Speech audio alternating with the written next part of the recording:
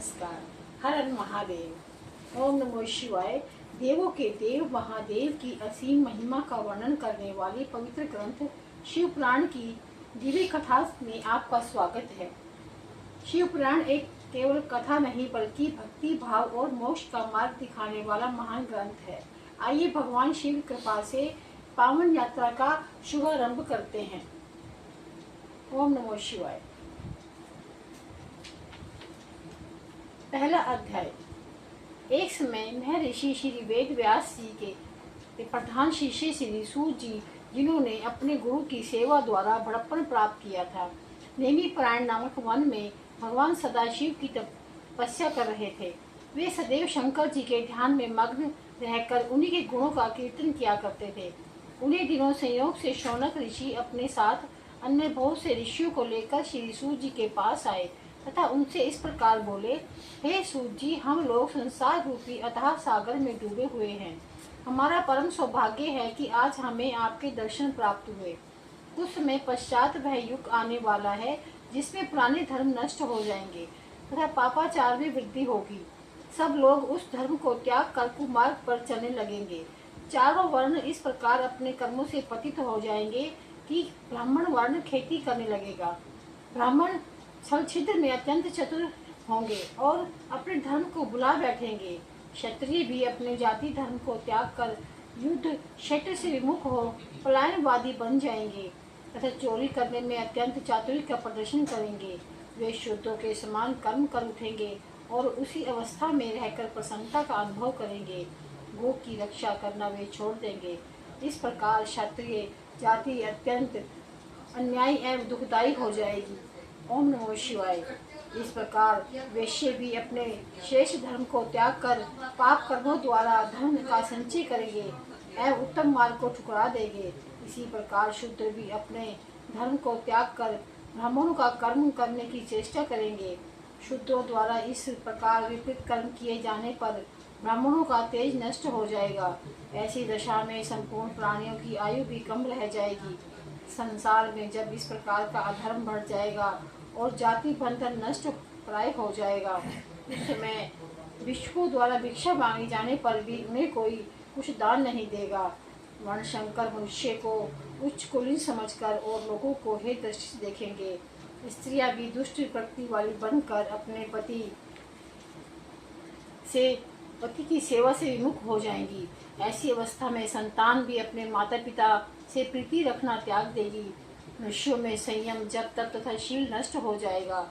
ऐसी अवस्था में प्रतिदिन सत्य और शोच का अभाव होता जाएगा।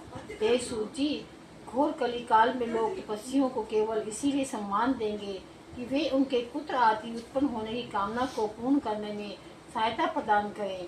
इस युग में केवल बालों को संभाल लेना ही सुंदरता का लक्षण होगा और अपने पेट को भर लेना ही सबसे श्रेष्ठ कार्य समझा जाएगा।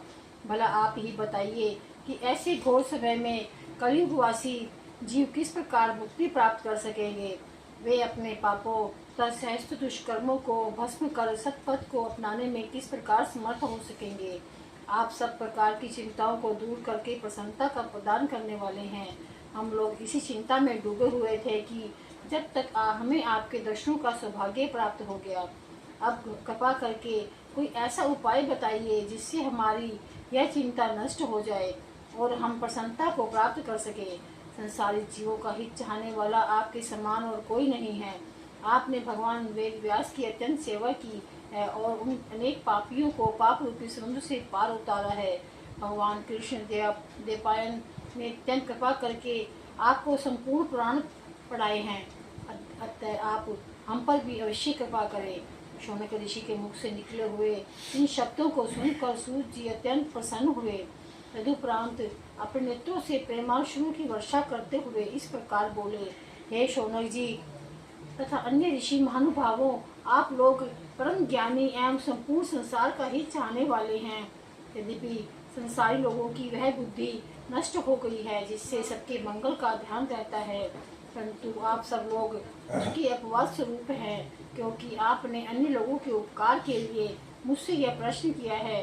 अतः अब मैं आपकी इस प्रीति के वशीभूत होकर भगवान सदाशिव की उस परम स्तुति का वर्णन करूंगा जिसे सुनकर कली काल के दुख नष्ट हो जाते हैं तथा अज्ञानी जीवों को भी मुक्ति प्राप्त होती है। यही कारण है कि जो लोग बुद्धिमान होते हैं वे भगवान सदाशिव की तपस्या तथा संपूर्ण पदार्थों को अनायासी प्राप्त कर लेते हैं। शिवलोक में किसी भी प्रकार का शोक और दुख कभी भी नहीं व्यापता। जो लोग शिव जी का नमन करते हैं वे बहुत संतान प्राप्त करते हैं। अतः हे ऋषियों, उचित यही है कि इस संसार को दुख स्वरूप समझकर शिव जी के चरणों में प्रीति लगाई जाए। हे शौनक, शिव जी की स्तुति करने में वेद भी असमर्थ है। अतः शिव जी का क्षण भर के लिए भी ध्यान करना नहीं भूलना चाहिए। सूर्य जी के मुख से यह वचन सुनकर शौनक ऋषि अपने दोनों हाथ जोड़कर उनके सम्मुख बैठ गए। तदुपरांत सब ऋषियों ने परस्पर विचार विनिमय करके सूर्य जी से यह कहा, हे सूर्य जी, शिव जी तो निर्गुण कहलाते हैं। उन्होंने सगुण रूप किस प्रकार धारण किया, उन्होंने संसार को किस प्रकार उत्पन्न किया तथा स्वयं किस प्रकार उत्पन्न हुए। वे प्रलय काल में संसार को नष्ट करके स्वयं किस प्रकार स्थित रहते हैं। वे किस प्रकार से प्रसन्न होते हैं और प्रसन्न होकर क्या वरदान देते हैं। हे सूर्य जी, यह सब वरदान तथा इसके अतिरिक्त भी भगवान सदाशिव के संबंध में और जो कुछ भी जानने योग्य हो आप उसे हमें बताइए, क्योंकि आप भी श्री वेद व्यास जी की कृपा से भूत भविष्य एवं वर्तमान इन तीनों कालों की गति को जानने में समर्थ हैं। तभी तो व्यास जी ने कृपा करके अपने श्री मुख से आपको इस ब्रह्मांड का संपूर्ण रहस्य समझा दिया है।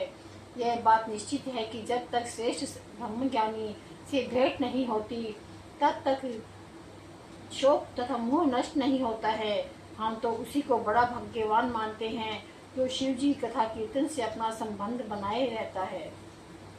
ओम नमो शिवाय। हर हर महादेव। अगला अध्याय हम अगली कथा में पढ़ेंगे।